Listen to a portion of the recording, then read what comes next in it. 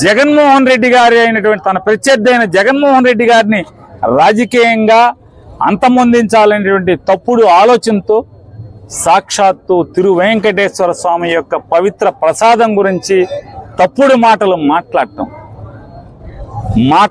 మాట్లాడుతూ దేవుడు కూడా పాపుల యొక్క నోరు శుద్ధి చేసినట్టుగా ఇవాళ చంద్రబాబు నోరు కూడా మెల్లగా శుద్ధి అవుతూ వస్తుంది. ముందు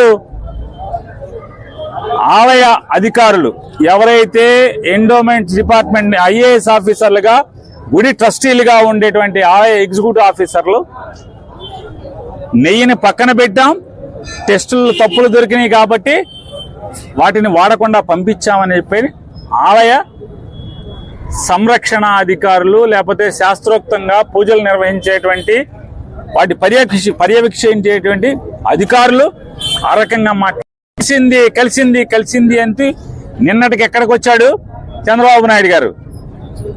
ఆ మలినమైన ఆవు నెయ్యిని వాడారు కానీ ఎక్కడ వాడారో తెలియదు. 70 ఏళ్ళు వచ్చి బతుకు మనకు అవసరమా చంద్రబాబు నాయుడు గారు? 70 ఏళ్ల వయసు ఎందుకు బతికి ఈ రకంగా 10 మందికి ఆదర్శంగా మనం పోతే చంద్రబాబు నాయుడు గారా లేదా రాజశేఖర రెడ్డి గారా? మనమా? ఎవరైనా? రాజశేఖర రెడ్డి గారు మరణించాడు, ఆదర్శంగా నిలిచాడు. ఏ పార్టీకి సంబంధించిన వాడైనా సరే, ఏ దేశంలో అయినా సరే రాజకీయ నాయకుడు జనం కోసం ఇలా బతకాలి అని రాజశేఖర రెడ్డి గారు అలా బతికి చూపించాడు. కానీ 75 ఏళ్ళు, 14 ఏళ్ళు ముఖ్యమంత్రి, 15 ఏళ్ళు ముఖ్యమంత్రి, ఎవరికో ఏం ఆదర్శం చూపిస్తూ మనం బతుకుతున్నాం? రేపు మీరు వెళ్ళిపోయిన తర్వాత మీ గురించి ఏం మాట్లాడుకోవాలి? ఇటువంటి తప్పుడు మాటలు కూడా మాట్లాడాడు రాజకీయాల కోసం అని చెప్పి మాట్లాడుకోవాలా?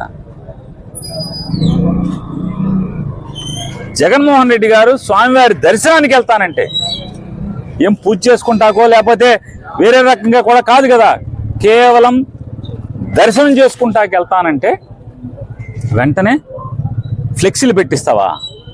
తిరుమలలో ఎప్పుడన్నా నువ్వు అక్కడే పుట్టానంటున్నావు కదా, ఎప్పుడన్నా తిరుమలలో అన్యమతస్తులు డిక్లరేషన్ ఇవ్వండి అని చెప్పని ఎప్పుడన్నా బోర్డు కడతాం చూసారా? అంటే జగన్మోహన్ రెడ్డి గారు వస్తున్నారంటే ఆ మధ్యాహ్నం కడతారు, ఆయన్ని రావట్లేదు, వీళ్ళందరూ కూడా ఆ కార్యక్రమాన్ని రచ్చ చేయాలనుకుంటున్నారు. హిందువుల ముసుగులో రాజకీయాల కోసం బతికేటువంటి కొంతమంది కాషాయ బట్టలు వేసుకుని నోరు కాషాయ నాలుకలు వేసుకుని తిరిగేటువంటి దొంగ భక్తులు ఎవరైతే ఉన్నారో, హిందూ మతానికి మేమే రిప్రజెంటేషన్స్ అని చెప్పని కేకలు బొబ్బలు పెట్టేటువంటి వ్యక్తులు ఎవరైతే ఉన్నారో వాళ్ళు పోగేసి వాళ్ళని జగన్మోహన్ రెడ్డి గారి ఇంటి మీదకి పోలీసుల రక్షణతో కాషాయ రంగు గేట్లకు పిలిపిస్తావు.